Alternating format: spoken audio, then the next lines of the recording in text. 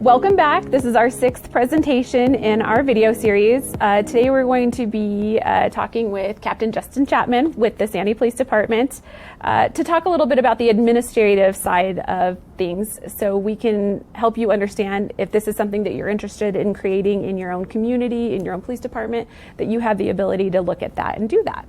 So thank you for being here today, Captain. I really appreciate it. Just have a few questions for you. The first one I have is, what are the benefits of having a child advocate and even a child protection unit within a police department? And one step further, how does that benefit the community, and what does that look like for the collaboration benefits on that? So what I see from an administrative point of view is a lot of times we will focus on those crimes or those family situations that jump out at us, right? We go on a particularly nasty domestic or something like that. And that's something that we can easily get on board, recognize there's a problem, and address that. And certainly we do that on the road. But the next part of it is what happens afterwards. And where are the kids in this scenario? Are they getting the resources that they need? Are they getting the support that they need? And where the collaboration comes in, the cooperation comes in with a unit like this, is that they're able to kind of identify those kids, those situations, and the family as a whole, and then offer resources to all of them in an effort to make that situation better, kind of solve some of those core problems, rather than, and I know we use this all the time, putting a Band-Aid on the situation and kind of leaving. And unfortunately, in law enforcement, we've done that for a lot of years, not because we don't want to solve the problem, but because that's been our response. That's what we've had the resources available to do. With a unit like this, we can delve a little bit deeper. As you know, identifying some of those issues, particularly for the kids, for the family, and maybe even hitting some of the places that you wouldn't normally look into. So maybe it's not the knockdown, drag out domestic, but certainly when the officer responds, or if an SRO sees an issue with a child at a school and goes, something's not quite right there, and this kid's giving me some red flag behaviors and some stressors that they're mentioning, now we have an outlet that we can actually offer them resources and maybe help fix some of those problems, where if we're able to do that, they won't exaggerate and become problems later on in the family and in the community. I think that's great. You're right about the collaboration and the support from the schools and the school resource officers. They see the kids so much of the time that they're going to recognize if it's just a youth issue that's happening at school or whether there's something more happening at the home, and bringing them in, and that collaboration is great. So what are the benefits of having an assigned detective to work specifically with a child advocate and with the victim advocates in a police department?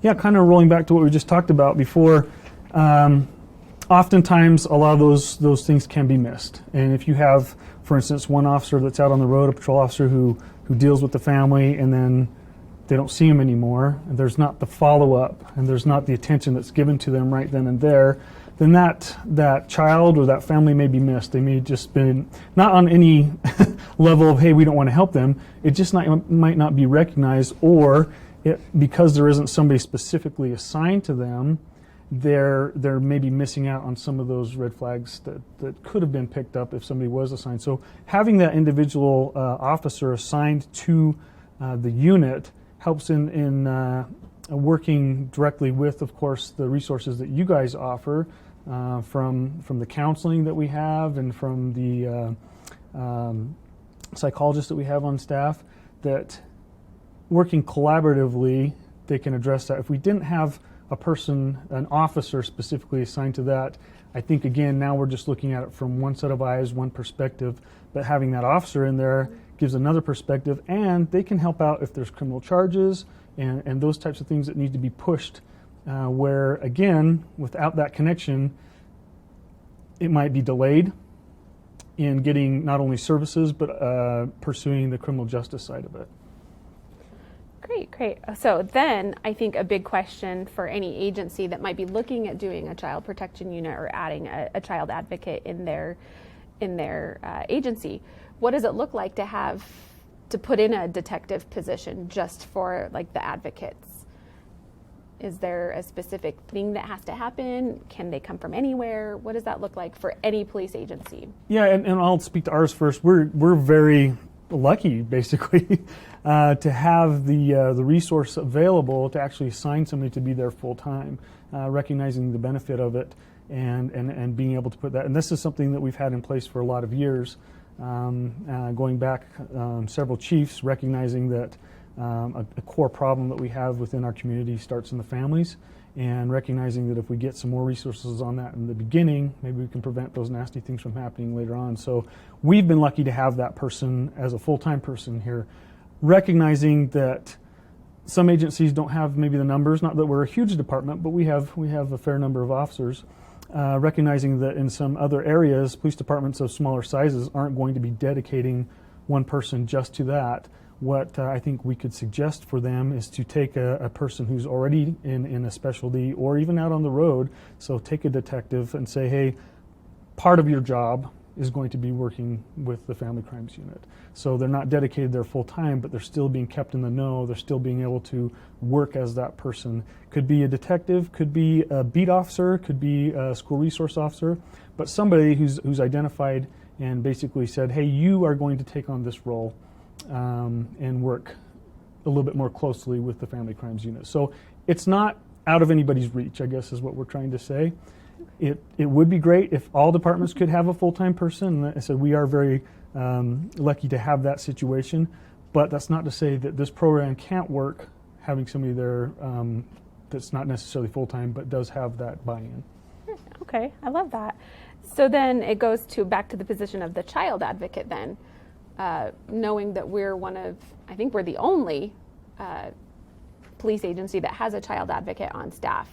And while that's not my only position, kind of like you're talking about with the detective or an officer or a school resource officer being able to take on something like our detective does part-time, what does it look like to install a child advocate into a police department?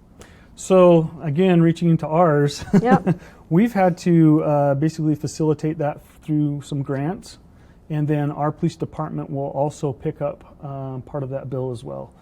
So the grant is something that's been very advantageous to us because for years we've been able to hire and keep those positions and have that grant basically paying for the lion's share of that. Having said that, our police department or our city does put in our fair share of funds to continue that program, to continue having those positions available. Really, I think is what's going to come down to is what resources are available in your own department, and you're going to have to kind of look at that and determine whether or not this rises this position or this benefit that's provided for the police department and for the community is important enough to hire somebody in that position. I don't have every answer for every financial way to get that person there, and so certainly each individual department, city, community, county, whatever, wherever you're at, is going to have to take a hard look at that. But we do have other civilian positions.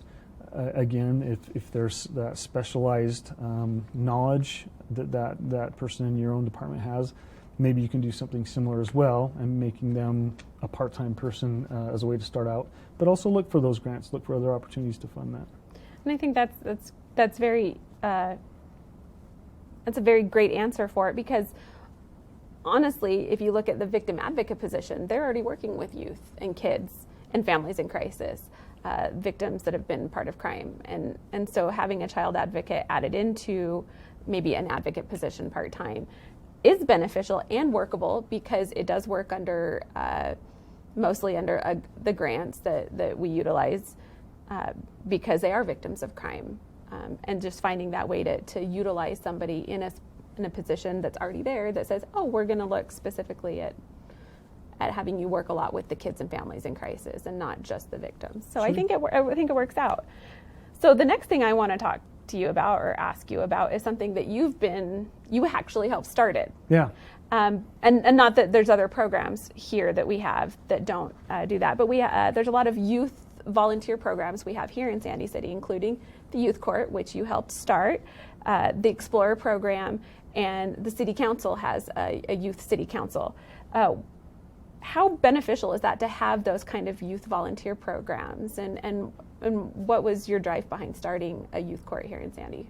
Yeah, so each of those that you had mentioned, the Mayor's Council, the Youth Court, and the Explorer program, they're all fantastic because we are involving our youth right out the get-go, right? They're showing interest not only in law enforcement, but in civic responsibility and community responsibility. So it's wonderful to have those kids in those programs, and that we can have a little part of shaping their life and shaping their civic views and responsibility. So let's just address the youth court, and obviously that's something that's very important to me. Like you said, I was able to be a part of that and starting it here in Sandy City. And the great part of it is now there's such a push these days to keep kids out of the criminal justice system, right? And I certainly agree with that. We don't want more kids in the criminal justice system. So here's an avenue that not only can we keep kids out of the criminal justice system, but we can actually use their peers to help identify the stressors and the issues that they're dealing with, help identify the solutions to that, and hopefully hold them accountable. So we're not just saying, hey, this is just an easy way out.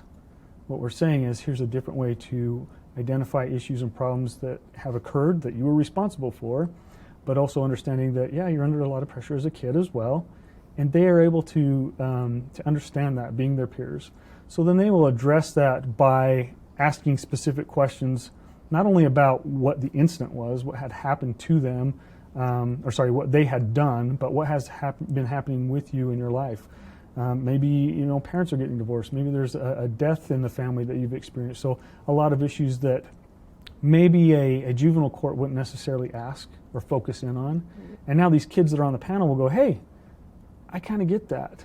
So taking all of that into consideration, what's the best disposition to keep them and hold them accountable for their actions, but help them repair that so they can fix that within the community and learn how their actions have affected others. So the solutions that they come up with are catered to all those things that they brought into that mix, right? Not just, you did something wrong, now you're going to be punished. They encourage them to look at all those things that are happening in their life. That's what I love about the youth court, that they can actually come to a solution that, again, keeps them out of the juvenile justice system, but also gives them a way that it's a win on all sides. And I think that's great. You're talking about changing the community and improving it versus just letting things happen through the juvenile court or through other avenues. And so changing even the recidivism rate for juveniles in the community. So that in turn helps the police department in when they're out patrolling and keeping the community safe, that we don't have these juveniles like out there doing stuff anymore.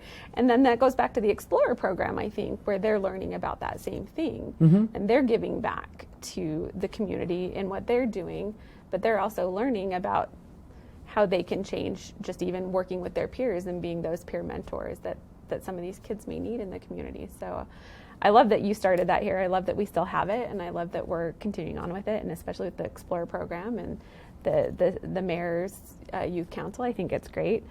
I think that's really all of the questions I have right now from the administrative point of view. I really appreciate you being here today, Captain, and being able to answer some of those administrative questions. They're not straightforward, obviously, but that's okay. I think it just gives other departments, other agencies an insight on that this is from the top down. This isn't just something that started from something that nobody else knows about. Right. It's a whole agency and a whole police department working together to change the community. So thank you so much for being here today. Thank you very much. I really appreciate it. And now we're going into a little bit of the administration and how it's supported from the higher ups all the way down. And I have with me today a very special guest, Chief O'Neill, Sandy Police Department Chief. So I'm so grateful that you are able to sit here and be with us today and help everybody out there that's watching these training videos understand why child advocacy, multidisciplinary teams in general, and even advocacy, victim advocacy, are important for a police department and agency in the community. Right. So I think my first question for you would be, we're creating these training videos. Right. why should a police agency, a community partner, anybody really watch these training videos? Well, I think that the important thing is, as we've spoken before, these training videos are going to give you kind of a roadmap or direction that you can go if, say, you do not have a child advocacy program or a family crimes unit in your police department, and you're wondering, how do I start this? How is it going to work? How does it impact my community? How does it impact the officers out there? I think this is kind of just a good stepping stone so you can look at it and say, okay, that's how they've done it. I think it's important also to show that how you can get buy-off from your administration and the officers in general. As we spoke before, as a police officer, I remember back when I was a rookie police officer on the road, responding to these type of crimes, family crimes, violent crimes, child abuse type crimes, and feeling kind of handicapped or handcuffed in how do I solve the problem? We continue to go to these homes over and over and over and over, sometimes the same night. And we go there traditionally, law enforcement, we respond, we save lives, we investigate the crime, we arrest the bad guy, take him to jail. Book him to jail, case closed, right? Maybe go to court, the whole nine. But then, sometimes hours later, days later, weeks later, we're at the same house again. And so as an officer, you felt, well, how do I solve this problem?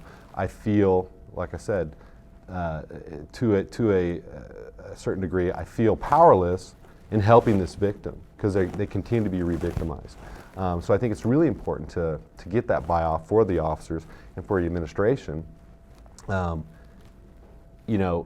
in utilizing victim advocate programs or advocacy programs in general, to kind of be that well-rounded approach, holistic approach to law enforcement so that we truly can solve the problem and not just respond.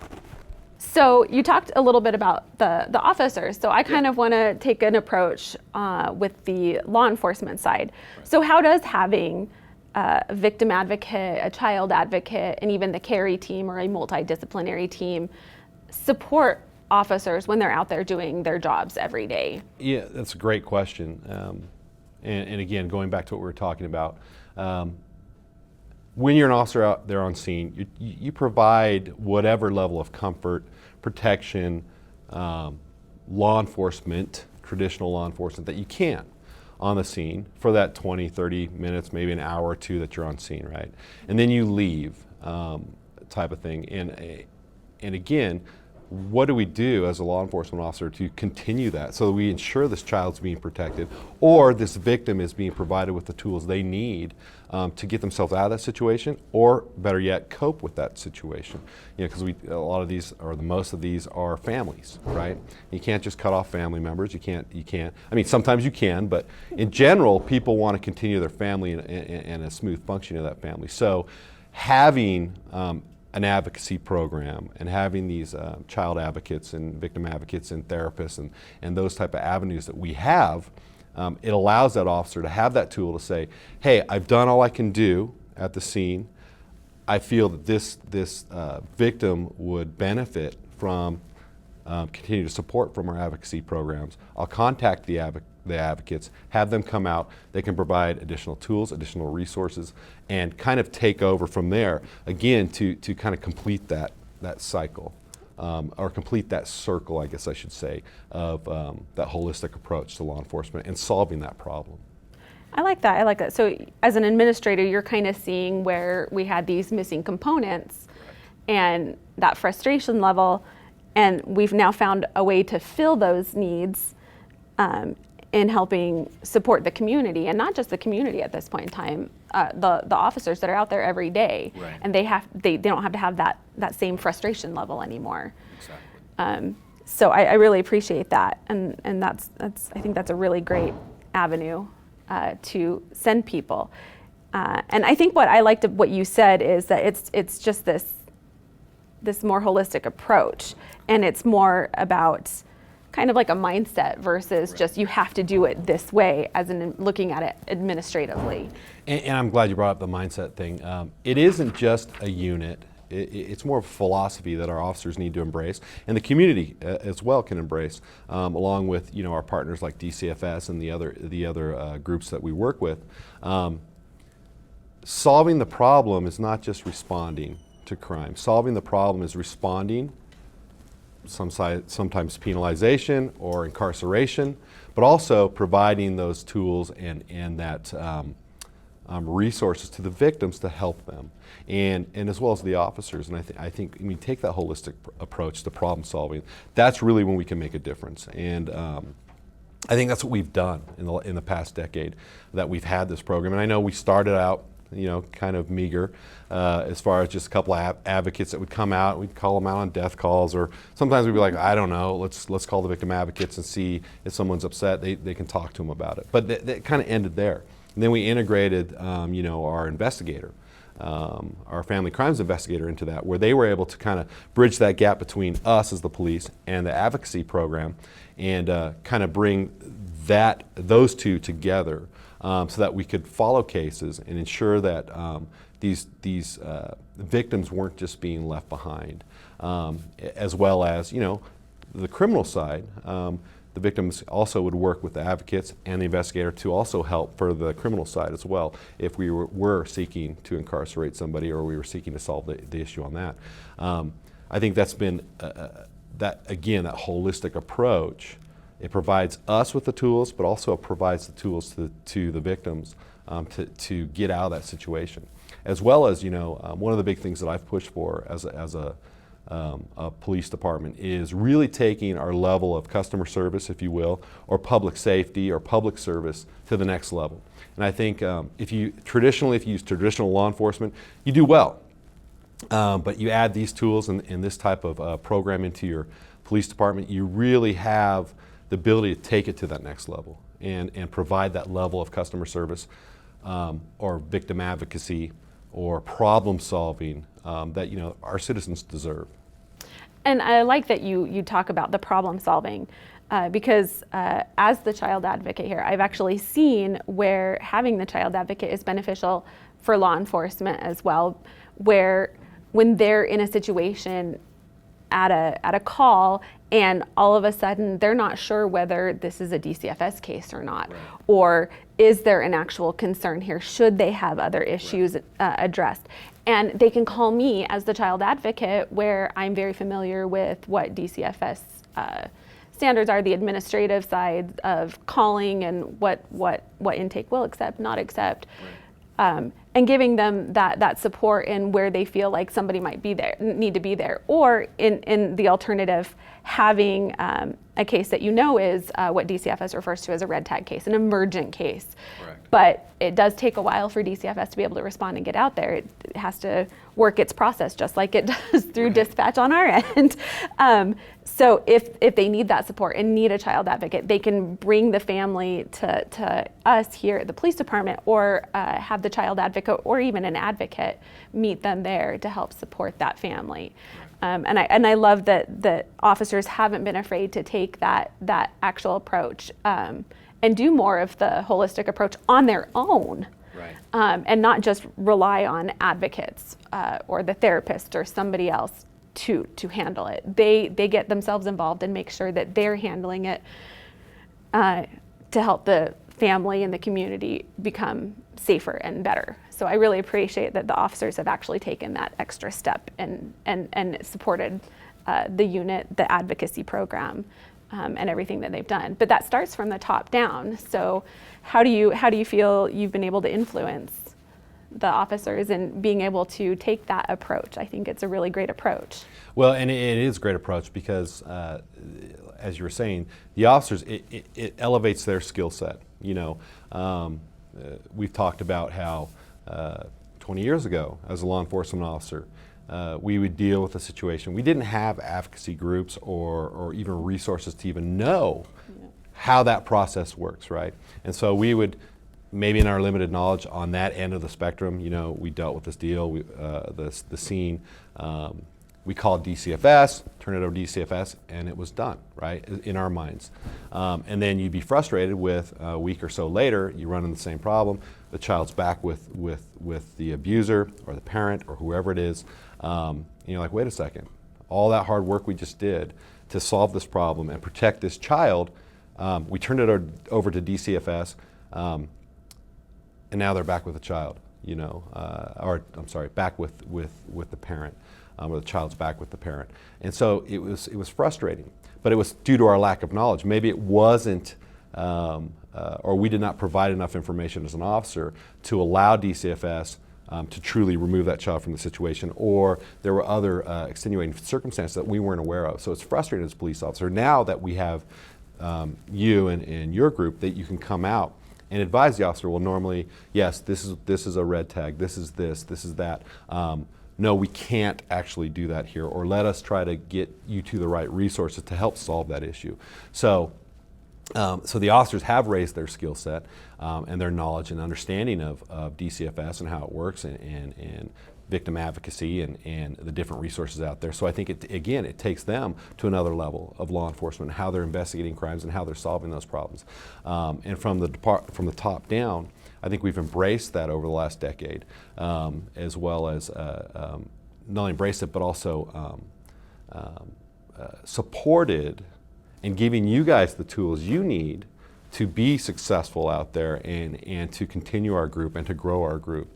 We have, I think 4 advocates, an in-house therapist, a coordinator, an officer, a detective assigned to that.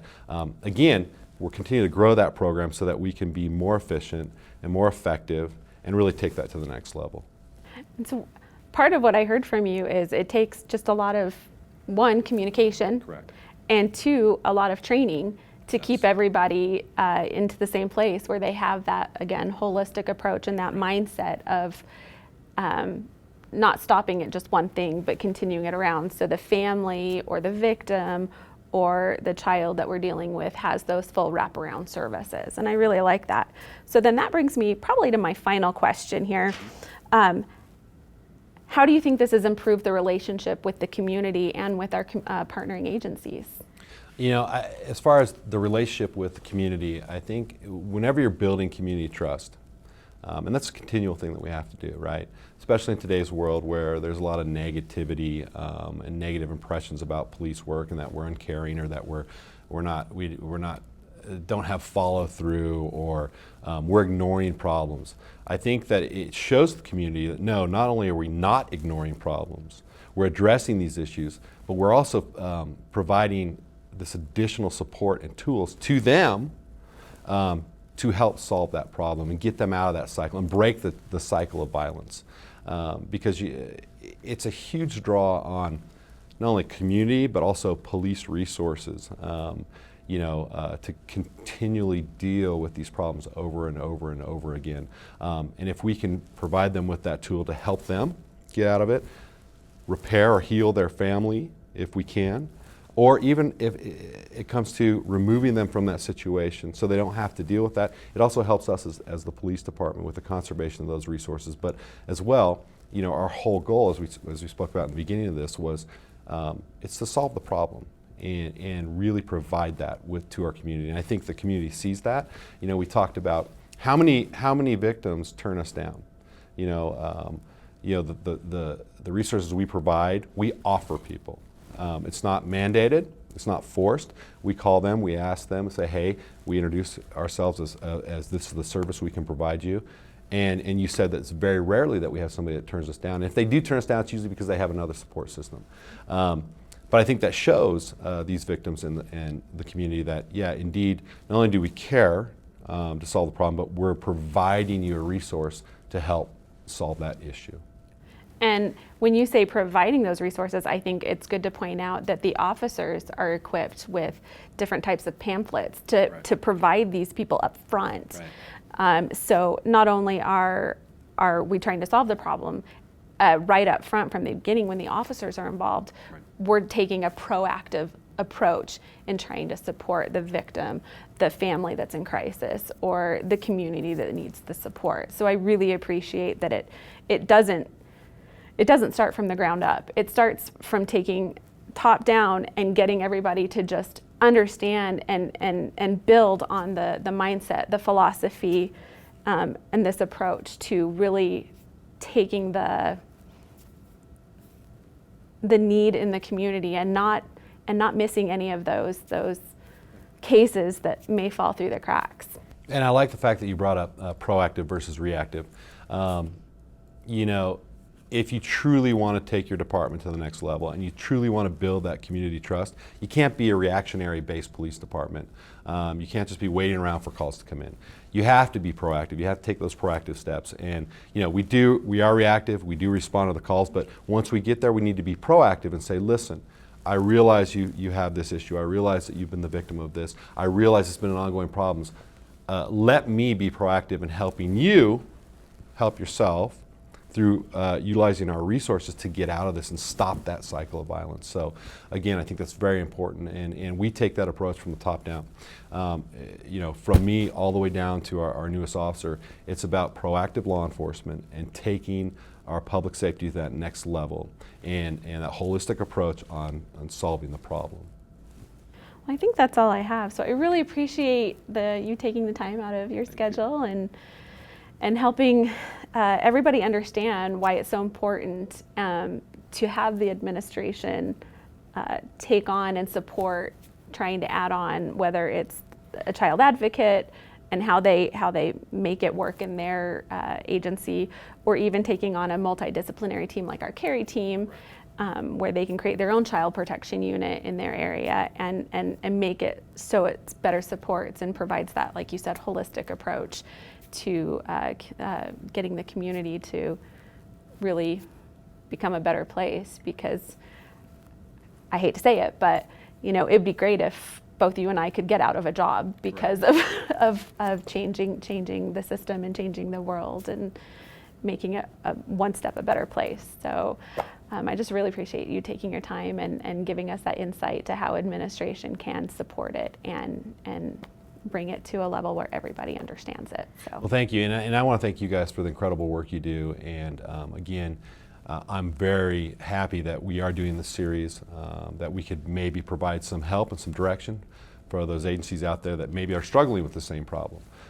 And they want to adopt these programs, and to existing agencies that have these existing programs as well. You know, if we can learn from them or they can learn from us, that's great, because again, I think it's important that we focus on, you know, obviously we'll never work ourselves out of a job. There is job security here, but it would be nice if we could at least eliminate this problem in our community, or at least lessen it to a very large degree. And then when these things do happen or people are victimized, that we are able to provide some sort of healing resources and some sort of resources that can help them get out of the situation and stop that cycle. You guys have done a phenomenal job on that. You know, we're very proud of our Carry team, or our Family Crimes Unit division. We're very proud of what you guys have accomplished. We're very proud of how you guys have kind of been the pilot program in the state.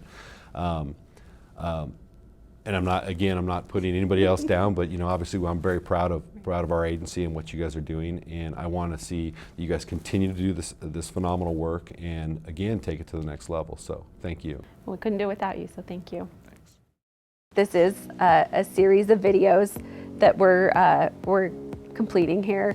Evan actually called them, I think, a gaggle of yes. videos. Works for me. But we're going to put up on the screen right now the list of the topics that are going to be covered in the next several videos. So you'll see those. And then below in the description area, you're actually going to find links for the following things. One is a survey to take, just to give us feedback. We always love feedback, positive, bad, we want it all. And then there's a quiz. One of the things that we are working on doing is getting credit for everybody that will be viewing these videos. So if you take the quiz, we can prove that you've taken them, and you can get credit for watching these videos separately. And when I say credit for everybody, we're looking for posts, we're looking for any of the officers that need credit for ongoing training, CEUs for social workers, and we're looking into educationally what that looks like as well. So please stick with us, watch these videos. They're going to be super helpful, and you'll get credit for them, of course. So, and then finally, we've got an information and resources link that we're going to have a whole host of information that we're going to be sharing that might be important for you guys to look up or access at any point in time after this. And then finally, what you'll see coming across the screen is also our contact information. I think that's very important for everybody to have. It'll also be in the description below as well. So if there's any questions, feel free to reach out to us. And so we hope that you'll stick with us and give the rest of the trainings a view.